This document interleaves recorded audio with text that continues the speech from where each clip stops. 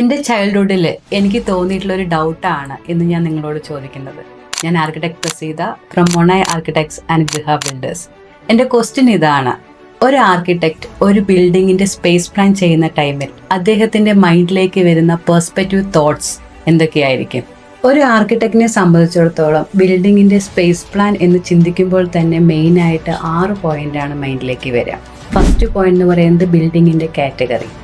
Number of category ഉണ്ട്. For example residential, commercial, institutional, agricultural, industrial എന്ന് പറയുന്ന ഒരുപാട് നമ്പർ ഓഫ് കാറ്റഗറി ഉണ്ട്.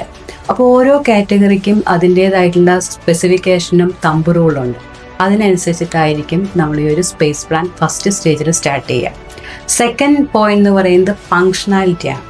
അതായത് ഈ ഒരു കാറ്റഗറി, ഈ ബിൽഡിംഗ് കാറ്റഗറിക്ക് അനുസരിച്ചിട്ട് നമുക്ക് ആ ഒരു സ്പേസ് ലേ ഔട്ട് ചെയ്യുന്നത് അതിന് യൂസ്ഫുൾ ആണ് എന്നുള്ളത് നമ്മൾ ഓരോ സ്പേസും ഡിഫൈൻ ചെയ്യുമ്പോഴും ഡെവലപ്പ് ചെയ്യുമ്പോഴും നമ്മൾ ഉറപ്പ് വരുത്തണം. അതാണ് സെക്കൻഡ് പോയിന്റ്, ഫങ്ഷണാലിറ്റി കൊണ്ട് ഉദ്ദേശിക്കുന്നത്. മൂന്നാമത്തെ പോയിന്റ് എന്ന് പറയുന്നത് യൂസർ എക്സ്പീരിയൻസ് ആണ്. ഒരു ബിൽഡിങ്ങിൻ്റെ ഓരോ സ്പേസ് ഡിഫൈൻ ചെയ്യുന്ന സമയത്ത് ആ ഒരു സ്പേസ് പീപ്പിൾ അല്ലെങ്കിൽ പബ്ലിക് എങ്ങനെയാണ് അത് അവരെടുക്കുക, അവരുടെ ആ ഒരു രീതി ഉണ്ടല്ലോ. അതായത് നമ്മൾ പബ്ലിക്കിന് വേണ്ടിയിട്ട് ഡിസൈൻ ചെയ്യുന്ന സ്പേസും പ്രൈവറ്റായിട്ട് ഡിസൈൻ ചെയ്യുന്ന സ്പേസും രണ്ടാണ്.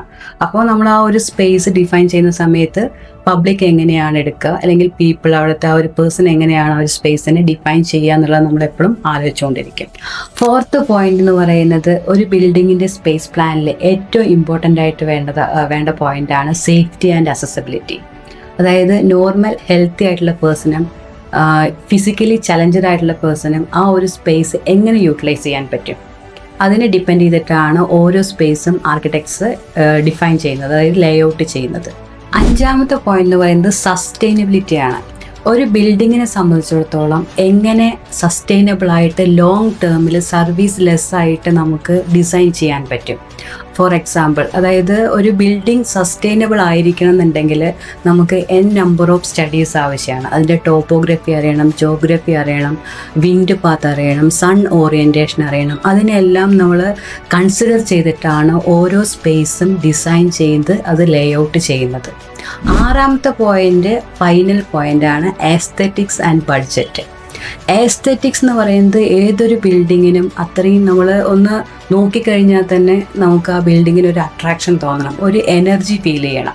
അപ്പോൾ നമുക്ക് അതിൽ യൂസ് ചെയ്യുന്ന പാറ്റേൺസ്, അതേപോലെ തന്നെ അതിൻ്റെ ഷേപ്സ്, ഫോംസ്, ഇതെല്ലാം കൂടി ആ ഒരു സ്പേസ്, നമ്മൾ ഡിഫൈൻ ചെയ്ത സ്പേസിൽ അക്കോമഡേറ്റ് ചെയ്യുന്ന സമയത്താണ് നമുക്ക് ആ ഒരു ബിൽഡിങ്ങിൻ്റെ എസ്തെറ്റിക്സ് നമുക്ക് അറിയാൻ പറ്റുന്നത്. അപ്പോൾ ഇത്രയും കാര്യങ്ങൾ കൂടുന്ന ആ ഒരു തോട്ട്സ് ആയിരിക്കും ഒരു ആർക്കിടെക്ട്സിൻ്റെ മൈൻഡിൽ എപ്പോഴും ഒരു ബിൽഡിങ്ങിൻ്റെ സ്പേസ് പ്ലാൻ ചെയ്യുന്ന സമയത്ത് പെട്ടെന്ന് വരുന്ന തോട്ട്സ് എന്ന് പറയുന്നത്. Thank you for watching. By.